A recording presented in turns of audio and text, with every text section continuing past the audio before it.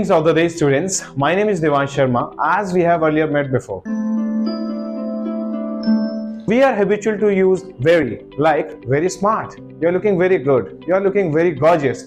So now, today I'm going to tell you the vocabulary words which you can use instead of very. So let's see one by one what are those vocabulary words. So one, we have very angry. That is furious. So instead of very angry, you can use furious. Now let's see the next one. Very poor.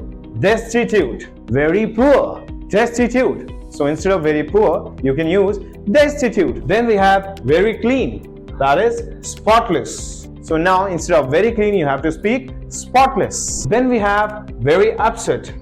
Distraught. Now you don't have to say very upset. That is distraught. Then we have very quick. So instead of very quick, you have to say rapid.